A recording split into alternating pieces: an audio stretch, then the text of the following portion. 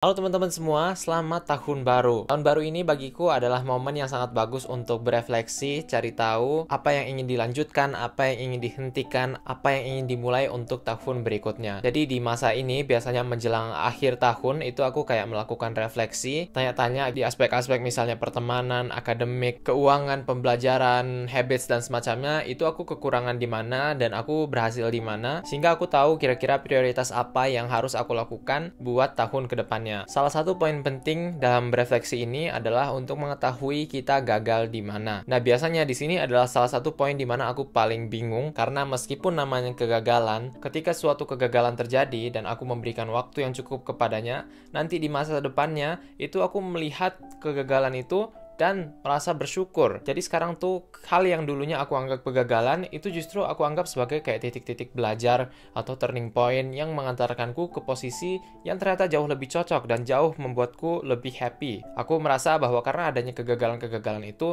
sekarang aku jadi lebih pinter, jadi lebih kuat, jadi lebih siap. Tapi tetap aja kita harus coba objektif dan aku juga tentunya masih simpan beberapa jurnal dari tahun-tahun kemarin yang aku catat dan juga aku coba inget-inget kira-kira masa-masa di mana aja aku merasa paling gagal, dan ini aku udah siapin beberapa. Langsung aja kita coba ngomongin kegagalanku yang pertama. Mungkin kita mulai dulu dari kegagalan yang paling terbaru, yaitu kegagalanku dalam menulis buku. Jadi di tahun 2020 lalu aku sempat ngumumin bahwa aku akan menulis buku, tapi ternyata aku gagal di sini. Jadi sekarang kontrak bukunya di cancel dan aku nggak bakal memproses buku itu menjadi buku yang jadi untuk siap teman-teman baca. Mungkin ada beberapa pertimbangannya terkait dengan ini. Yang pertama adalah waktu tahun 2020 itu, aku rasa kayaknya itu baru pertama kali channelku kayak naik daun gitu, dan aku semangat tiap kali ada offer-offer yang masuk tanpa pertimbangan yang lebih dalam. Jadi di saat itu aku masih ada dalam mode eksperimen di mana oke, aku ngambil aja terus aku coba kerjain. Tapi aku rasa kalau untuk buku ini entah kenapa dia level bebannya yang ada di kepala itu lebih besar, dan aku rasa kayak rasa atau threshold perfeksionismenya itu lebih tinggi buat buku ini. Jadi aku kayak merasa aku pengen kalau misalnya aku nulis buku itu emang dipersiapin sebaik mungkin. Saat aku persiapan nulis buku ini juga udah coba berkali-kali eksperimen dengan berbagai tema. Yang pertama waktu itu mau coba tentang pendidikan. Ternyata pas mau ngomongin pendidikan, akunya sendiri struggle sama pendidikan dan aku mengundurkan diri dari ITB. Terus aku gap year selama 1,5 tahun kurang lebih, dimana aku bingung banget mau nulis apa. Aku mau nulis tentang pendidikan tapi aku bingung kira-kira orang itu mau percayanya apa tentangku. Jadi aku eksperimen ke publishernya, aku coba propose topik-topik lain, misalnya menampilkan karya di internet dan semacamnya. Tapi aku rasa kayak setelah aku cek lagi, aku coba kayak tes beberapa idenya ke audience, kok kayak dikit banget yang nyambung gitu. Aku juga pernah bikin beberapa video tentang YouTube atau tentang berkarir di internet dan mendapatkan uang secara digital, mau jadi content creator atau enggak, itu enggak sebanyak itu yang tertarik. Dan aku bolak-balik antara pendidikan, non-pendidikan, dan non-pendidikan, sampai pada akhirnya aku bilang ke publishernya dan juga editorku, kayaknya aku mau coba ngambil istirahat dulu dan lihat kira-kira aku mau nulis topik apa lagi. Ternyata setelah aku ambil istirahatnya, justru aku makin bingung. Aku nggak tahu topik apa lagi yang mau aku bikin saat ini.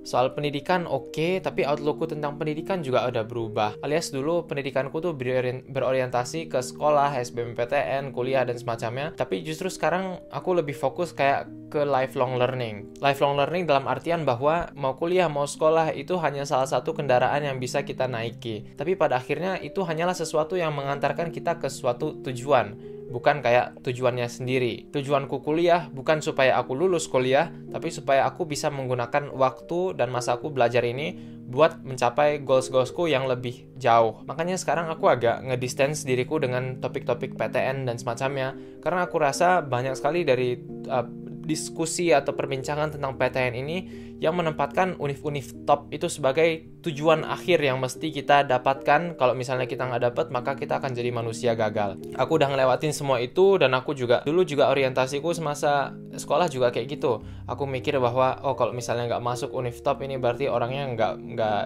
nggak berkualitas nih. Mungkin karena di saat itu semua orang-orang hebat yang ku ketahui, semua orang-orang yang aku pandang itu berkuliah di universitas-universitas ternama. Aku mungkin mainnya kurang jauh pada saat itu. Dan mungkin juga selama 2 tahun ini aku bersyukur banget dapat opportunities untuk bisa ke berbagai tempat di Indonesia dan juga di dunia. Dimana karena aku literally secara harfiah itu main lebih jauh, aku jadi tahu gimana orang-orang lain itu hidup. Aku jadi tahu alternatif-alternatif lain dalam kehidupan ini seperti apa. Pergi ke berbagai tempat di Indonesia dan juga dunia, aku menyadari bahwa banyak banget cara bagi kita untuk hidup dan bahagia yang nggak harus terkait dengan universitas kita seperti apa. Makanya waktu aku mengundurkan diri dari ITB waktu itu juga, salah satu concernnya kan bukan cuma kayak soal ganti jurusan, tapi juga melepas si prestige dari kampus yang emang udah top banget dan punya lulusan alumni yang luar biasa hebat-hebat. Nah disitulah aku makin sadar bahwa ternyata orientasiku adalah bahwa univ yang top itu adalah suatu bonus, tapi dia nggak akan mendefinisikanku, dan aku meyakinkan diri bahwa aku masih bisa berkembang di kampus manapun. Karena saat itu aku merasa bahwa aku siap untuk turun kasta di pandangan orang-orang, aku jadi bisa lebih berani saat membuat keputusan untuk mengundurkan diri dari kampus. Dalam 1-2 tahun ini banyak banget cara pandangku tentang pendidikan yang berubah. Perjalanan studiku pun juga agak warna-warni jadinya. Tadinya kesana, terus kesana, kesini, dan semacamnya. Jadi nggak lama ini aku sampaikan ke publishernya bahwa kayaknya aku mau cancel kontrak bukunya. Dan sejauh ini aku merasa lega karena aku nggak ada kayak yang tersangkut gitu di pikiranku. Oh ini aku harus nulis buku nih, aku harus siapin ini, siapin itu, siapin ini. Dan juga aku lega untuk publishernya, karena aku rasa nggak bakal bagus juga buat mereka kalau punya penulis yang nggak sepenuhnya komit terhadap apa yang ingin dikerjakan. Dan kedepannya gimana, apa yang aku pelajari dari sini, aku rasa kalau soal buku ini aku masih menunggu saat yang pas. Jadi ini kayak mungkin di video-videoku aku sering bilang kayak jangan tunggu waktu yang sempurna. Tapi aku rasa kalau nulis buku ini, step-step sebelumnya itu sedang atau sudah aku lakukan. Dimana sekarang aku juga tetap meningkatkan skillku dalam menulis, skillku dalam berbicara, dalam berpikir, memproses ide, membuat diagram-diagram grafik dan semacamnya, yang semoga nanti akan secara natural nyampe ke menulis buku tadi, kalau itu ternyata memang opportunity-nya masih ada dan juga cocok dengan tujuan dan aspirasiku. Jadi aku rasa kalau soal buku ini juga teman-teman jangan khawatir, karena ide-idenya itu masih ada di YouTube dan semacamnya. Aku juga pengen sekalian belajar gimana caranya riset, cara memakai data, jurnal-jurnal ilmiah dan semacamnya. Jadi kalau misalnya aku publish buku, itu memang berbobot dan nggak kayak cuma yang versi tertulis dari videoku, kayak video yang sekarang ini cuma di dalam bentuk tulisan aja gitu.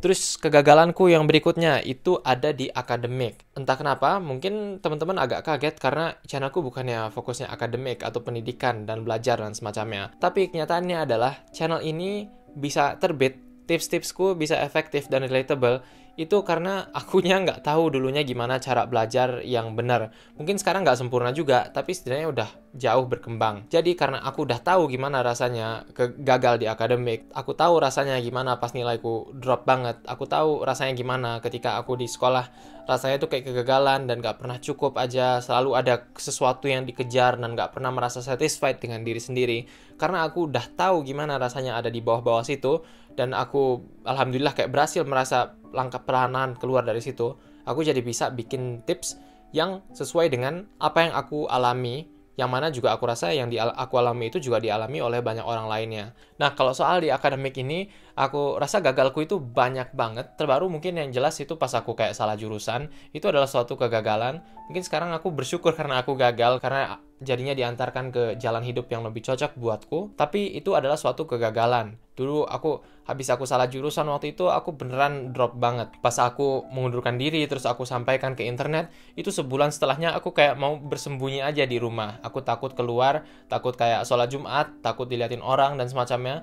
Jadi itu adalah kayak momen yang cukup gelap juga, dimana aku kayak banyak bertanya-tanya diriku, dan memang beneran kayak krisis identitas banget saat itu. Terus juga sebelumnya aku nggak lolos SBMPTN. Dan aku nggak lolos SBMPTN, aku nggak lolos SNMPTN, SBMPTN, dan jalur mandiri. Kalau misalnya objektif, aku dulu mengingat bahwa nilai UTB ku sebenarnya lumayan baik, tapi nggak cukup aja buat masuk ke ITB, apalagi teknik mesinnya. Dan sebenarnya itu mungkin adalah kode, karena waktu itu kan UTBK-nya itu TPS aja, jadi beneran dites kayak scholastic aptitude, atau kayak tendensi natural kita itu kemana di bidang-bidang yang ada.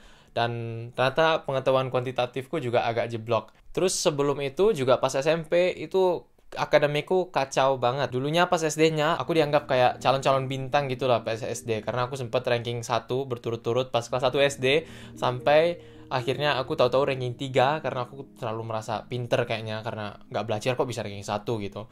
Jadi karena kesombongan itu mungkin ya, kayak 6 tahun 7 tahun ke depannya itu kayak jadi nggak ada effort untuk belajar, hampir nggak ada. Dan bahkan pas SMP juga aku berkali-kali ke ruang bimbingan konseling buat pertama bahas soal nilai dan juga ngebahas masalah-masalah lain yang aku hadapi sebagai pelajar di SMP. Aku rasa SMP itu adalah salah satu masa-masa terkelam dalam hidupku, dimana pas saat itu aku nggak menyadarinya sama sekali, tapi pas SMA itu aku sempet kayak pengen banget ngehapus SMP ku lah gitu rasanya. Sekarang sih aku udah biasa aja, aku melihatnya kayak ya inilah namanya kehidupan, kita buat salah, kita nggak bisa sempurna, ada hal yang kita malu banget, ada hal yang orang nggak tahu tentang kita, ada hal tentang kita yang kita nggak pengen orang lain tahu, tapi hidup tetap berjalan dan aku harus kayak hidup dan menerima kenyataan itu. Aku sekarang melihatnya sebagai turning point atau kayak opportunity buat belajar saat itu, tapi pas SMA itu aku kayak beneran pengen banget rasanya kayak ngehapus masa SMP ku. Terus kegagalanku yang berikutnya adalah aku gagal jadi anak baik. Nah ini maksudnya gimana? Aku rasa mungkin ya sebagai seorang anak itu aku nggak tahu juga gimana rasanya, kayaknya aku gimana ya? Kayaknya dibandingkan dengan beberapa hal yang aku sebutkan tadi, ini salah satu hal yang paling struggle. Karena aku rasa kayak tiap kita bertambah umur, kita tuh jadi kayak monster yang berbeda. Kita tuh bisa berubah jadi kayak sosok yang berbeda yang harus dihadapi oleh orang tua kita. Siapa kita di umur 6 tahun, 12 tahun, 18 tahun, dan sekarang itu tuh kayak 4 sosok yang berbeda, yang dimana orang tua kita harus selalu kayak adjust tiap kali kita berubah fase.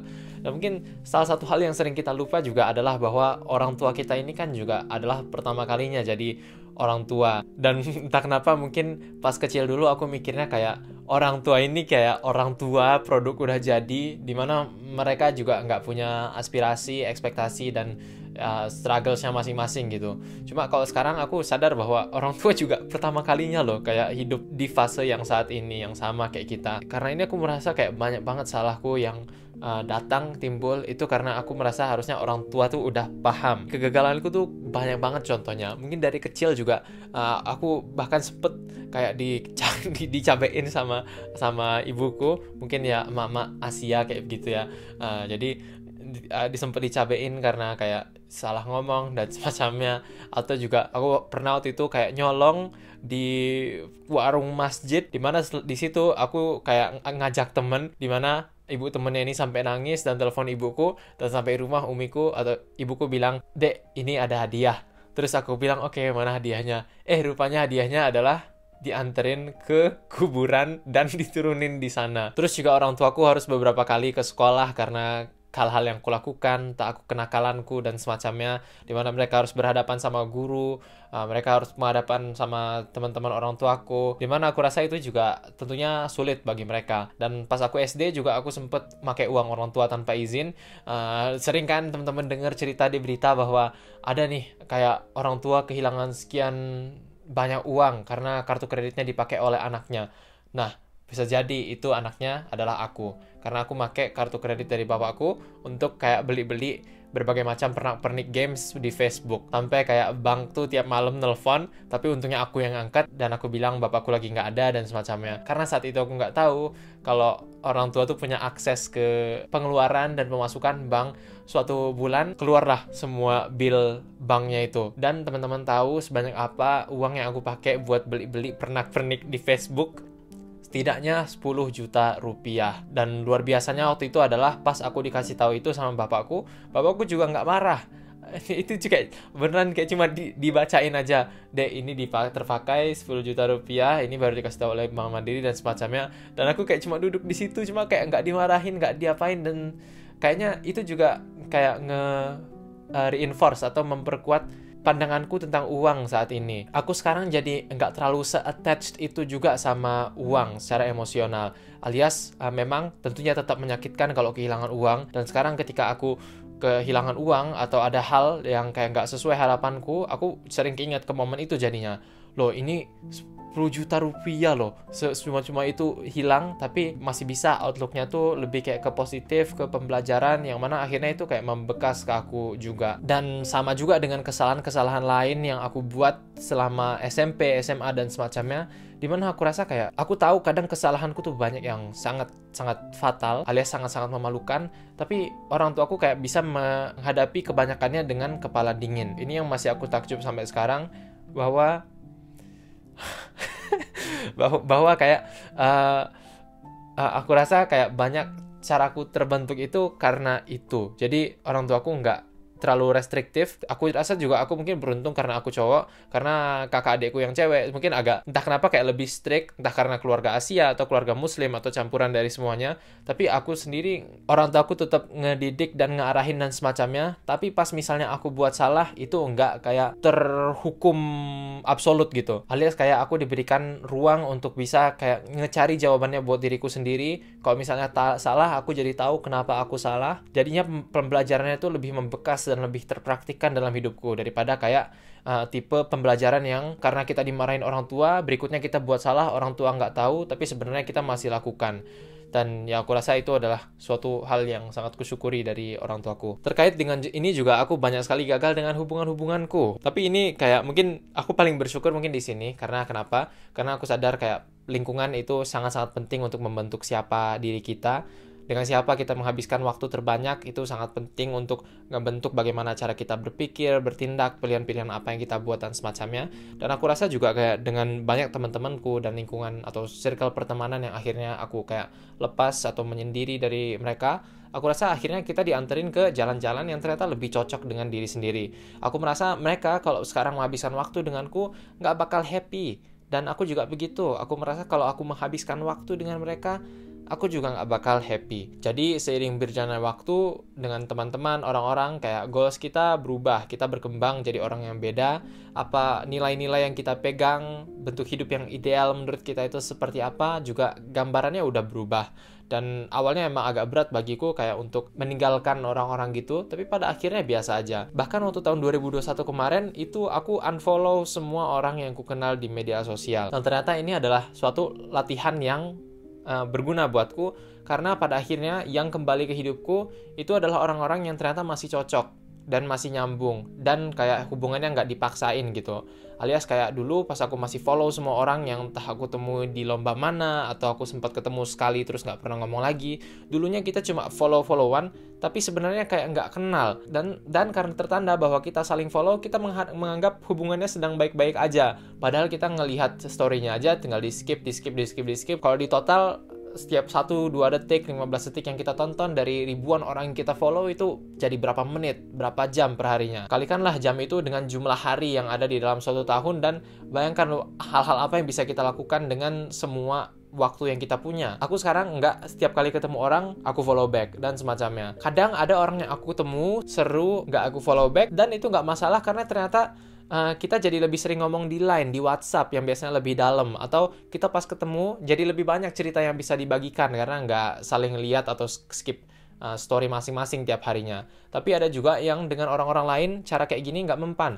Jadi cara yang mempannya adalah untuk aku tetap keep in touch dengan mereka, aku dengan lihat fotonya dan komentar dan semacamnya. Dan kalau aku lihat ini cukup berpengaruh positif dengan relationshipsku, alias pastinya banyak orang yang marah, kayak banyak yang bilang, ini kenapa kamu unfollow aku, kamu lupa ya dulu kita pernah menjalankan ini bersama, kamu sih sekarang udah mulai terkenal jadi lupa ya, kamu sekarang jadi star syndrome nih dan semacamnya.